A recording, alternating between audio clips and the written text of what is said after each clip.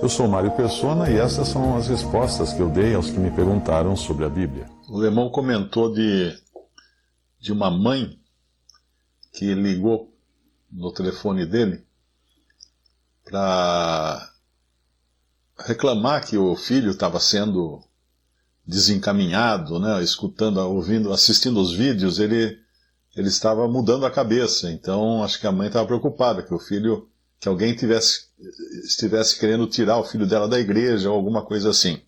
Eu já tive várias experiências assim também com mães e pais que reclamam. E a primeira reação que deve existir, né, em nós, por exemplo, que produzimos esses vídeos, que pregamos, que ensinamos, é que essa mãe está de parabéns, porque ela está zelosa da vida desse seu filho. Às vezes não com entendimento, né, mesmo que seja sem muito entendimento, mas ao contrário de muitas mães aí que não estão nem querendo saber o que o filho está fazendo na internet, essa daí está de parabéns, porque ela está zelando, ela está cuidando do filho. E assim também nós devemos agradecer a essa mãe, né, o filho. Eu sempre falo, quando o filho escreve para mim falando que o pai está proibindo de assistir meus vídeos, eu falo, então não assista. É simples assim.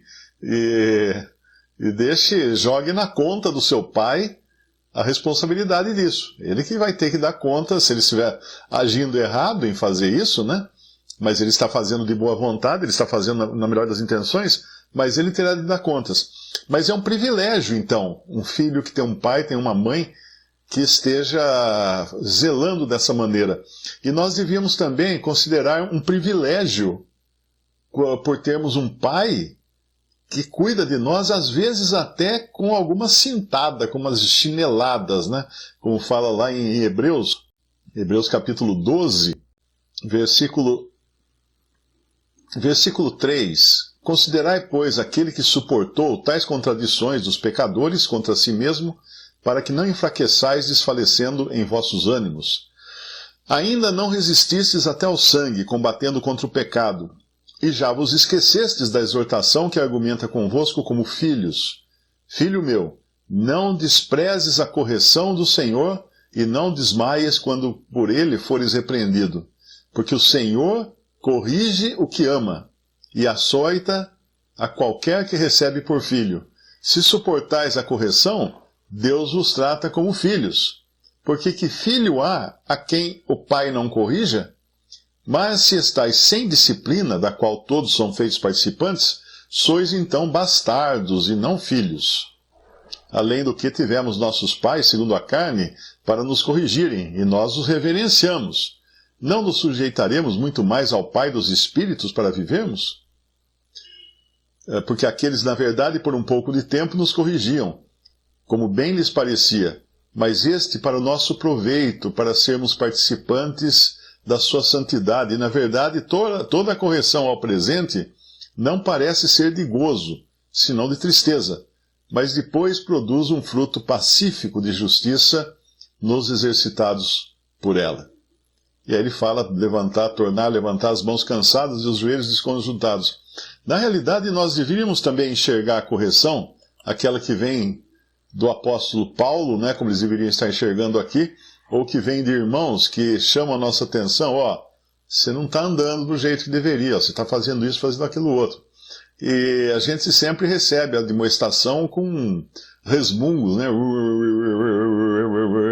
Vai cuidar da sua vida. Quem é você para falar? Você também tem aquilo que você está fazendo, que eu sei de você. A gente revida, né? Mas deveria pensar o seguinte, peraí, ele está me ajudando. Ele está me ajudando. Eu trabalhei numa empresa e eu fui contratado, tinha eu e mais um candidato para cuidar da área de comunicação. E esse outro candidato era muito melhor e muito mais experiente do que eu. E além disso, era amicíssimo do dono da empresa. Então, eu falei, não estou com nada nessa, né? nesse pleito aí, eu já estou fora. E, no entanto, eu fui contratado. Só que o outro ficou muito irado, muito bravo com isso. Então, às vezes eu fazia alguma coisa, tipo uma propaganda num jornal, numa revista, um outdoor na cidade. No dia seguinte, esse cara aparecia lá entrava direto na sala do dono, ficava meia hora, saía, o dono da empresa vinha falar comigo. Ô Mário, aquele outdoor que você fez em cores verdes, né? Se você fizesse em cores azuis, será que não ficava melhor? Sempre ele trazia uma correção no meu trabalho. Aí um dia eu fiquei meio chateado com esse negócio, eu sabia o que estava acontecendo, fui falar com o meu chefe, falei, escuta, eu sei o que está acontecendo, o fulano queria trabalhar aqui, mas você acabou me contratando, então agora ele vem toda semana aqui e fica pondo defeito no meu trabalho. E aí você vem me falar do trabalho que eu estou fazendo, tá super desagradável isso. Ele falou, Mário, não esquenta a cabeça não, que eu quero você aqui. Eu não quero ele.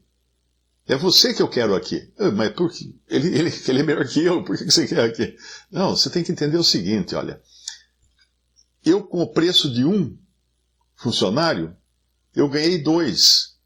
Porque eu tenho você aqui, e você não iria fazer isso que ele está fazendo, eu sei. Então eu tenho você aqui e tenho ele, que toda semana vem aqui e faz um trabalho de consultor gratuito, para a gente corrigir o rumo das coisas. Então quando ele entrar aqui, se olhar para ele, pensa na sua cabeça, lá vem o meu consultor gratuito. Porque ele está vindo para ajudar você. Embora a intenção dele não seja de ajudar, né, seja de colocar defeito, mas ele está fazendo uma análise corretiva das suas ações. Então aproveita que você não está pagando nada para esse curso, né, que ele está dando. Aí eu mudei a cabeça, falei, puxa, ó. Aí quando ele entrava lá, falei, lá vem o meu professor, lá vem o meu consultor gratuito, eu não vou gastar nada com ele. Então essa mudança de atitude em relação à reprimenda, às correções, é importante a gente ter. Quando o irmão vem nos corrigir, a gente deve engolir o orgulho, né, e falar, tá bom, deixa eu aproveitar esse meu consultor gratuito aí, que ele está vindo fazer essa correção na minha maneira de andar. Mas uma outra coisa que a gente tem aqui, nessa passagem, nesse final de passagem, e eu já mencionei a questão da vantagem de termos um Deus que nos corrige, um Pai que nos corrige. Às vezes dói para burro a correção, né? Às vezes fica marca, né? Ficam os vergões até, os vergões e as vergonhas, quando somos corrigidos por nosso Pai. Mas voltando lá em 1 Coríntios capítulo 4, nós vemos que Paulo, eles rejeitavam Paulo. Agora, vê como é absurdo. Eles tinham escutado o evangelho de Paulo. Eles tinham aprendido a sã doutrina com Paulo. E agora eles achavam que eles estavam no topo da montanha e não precisavam mais de Paulo. E estavam ensoberbecidos. A palavra soberba aqui, no versículo 18, ensoberbecido, depois tem no versículo 19, a outra tradução fala inchados, né? Eu acho que é inchados. Inchados é mais... não fala inchados nessa outra tradução, não. Mas no versículo... A palavra ensoberbeceram, no grego, eu estou olhando um dicionário grego aqui, ela tem o sentido de soprar. Quando você enche um balão... Você sopra o balão, ele vai crescendo, crescendo. Não tem nada lá dentro, né? Só tem ar, mas ele vai crescendo. O próprio Paulo fala num dos seus capítulos, numa das suas cartas, o saber incha. A ciência incha. A ciência incha. Porque é realmente isso que acontece. Fica volumoso. Tem muito volume, mas não tem consistência nenhuma, né? Não tem nada de poder, que é o que ele vai falar no versículo 19. Mas em breve irei ter convosco, se o Senhor quiser. Então conhecerei não as palavras dos que andam ensoberbecidos, porque falar é fácil. Né? Falar é fácil. Um dia um irmão até comentou que ele escutou um irmão ensinando, tal, alguma coisa. Ele virou para mim e falou assim, tudo bem, mas eu acho que parece que ele está lendo uma apostila. Porque a impressão que dava é que ele não tinha... Aquilo tinha passado só para a mente, né? Só tinha ficado no intelecto. Não tinha sido aplicado na vida. É como aquela passagem que nós temos lá em Apocalipse, Apocalipse 10, versículo 8. E a voz que eu do céu tinha ouvido tornou a falar comigo e disse, vai, e toma o livrinho aberto da mão do anjo que está em pé sobre o mar. e sobre a terra.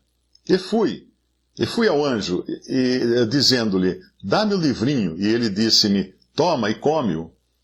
E ele fará amargo o teu ventre, mas na tua boca será doce como mel. E tomei o livrinho da mão do anjo, comi-o, e na minha boca era doce como mel. E havendo-o comigo, o meu ventre ficou amargo. E ele disse-me, importa que profetizes outra vez a muitos povos e nações e línguas e reis. O que aconteceu aqui? João I recebeu aquele livrinho, né? Aquela revelação, e era muito doce para falar dela, porque ficava só no âmbito das palavras, como Paulo fala aqui no capítulo 4 de Coríntios, né? Era poderoso em palavras ali, mas e o poder? E o poder realmente, havia poder nisso? Então se fica só nas palavras, o que acontece? Falta engolir. Então na boca era doce como mel. Quando ele engole, aí são outros 500. Aí ele fica amargo, porque daí desceu, aplicou na sua vida, e a verdade aplicada na própria vida, ela nem sempre é doce. Ela às vezes é amarga mesmo. Mas agora sim, ele estava capacitado a profetizar, a ir falar a muitos povos, nações e línguas e reis. Enquanto estava só na boca, da boca para fora, como a gente tem uma expressão, né? Não, isso aí é só da boca para fora. É porque é a parte doce. É fácil falar, né? É fácil você decorar a apostila e falar, não, isso aqui significa isso. Mas e já engoliu? Já aplicou na sua vida isso daí? Aí são outros 500. Então, lá em 1 Coríntios, capítulo 4, nós encontramos essa situação deles estarem rejeitando a Paulo, porque eles tinham ficado inchados de conhecimento, de ciência. Eles tinham aprendido, mas estavam inchados, já estavam procurando líderes entre eles, escolhendo, formando partidos, escolhendo seus próprios mestres, seus próprios líderes, né? Mas aqui, em breve irei ter convosco, se o Senhor quiser. Então conhecerei, não as palavras dos que andam ensoberbecidos, ou seja, não só o que é doce na boca, mas o poder. Que poder? A aplicação disso na vida, com o poder do Espírito Santo. Era isso que ele buscava naqueles que eram os de Corinto, que realmente ele tinha pregado o evangelho para eles, ele tinha o maior interesse neles. Eles que se achavam tão importantes e tão conhecedores que já estavam desprezando o apóstolo Paulo. Porque o reino de Deus, no versículo 20 de 1 Coríntios 4, não consiste em palavras, mas em poder. Não consiste em palavras, mas em poder. Palavras você enrola.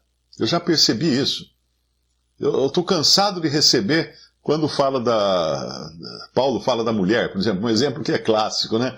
Paulo fala do lugar da mulher na igreja. Então, eu estou cansado de receber mensagens, mas Mário, isso aí era o seguinte, naquele tempo tinha muitas prostitutas em Corinto, e elas eram muito tagarelas, e elas também tinham a cabeça rapada, e por isso tinha que cobrir a cabeça, e Paulo mandou elas ficar quietas na reunião da igreja, e Aí eu falo, muito bem, você pelo jeito foi muito bem educado pela teologia dos pastores, mas me mostra na Bíblia onde fala dessas prostitutas, me mostra onde fala que elas tinham a cabeça rapada, me mostra onde fala que elas eram tagarelas. Não tem. Não tem. Isso aí é a maneira de você manipular as palavras para negar, inverter o sentido daquilo que é ensinado na palavra de Deus. Então, quando a pessoa precisa dar muita volta para chegar no ponto, já desconfia que deve ter alguma coisa errada ali. E Paulo, então, de certa forma, os ameaça, né? Irei ter convosco com vara ou com amor e espírito de mansidão. E, na realidade, nós não temos divisão de capítulos na Bíblia.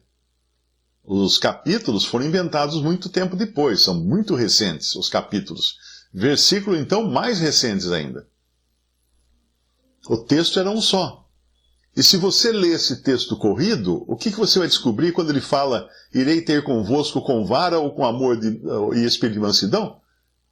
Ele vai continuar essa conversa. Ele não parou. Ele não parou. Olha, pessoal, terminamos o capítulo 4 agora, amanhã nós vamos falar o capítulo 5. Não. O capítulo 5 ele já começa com a vara.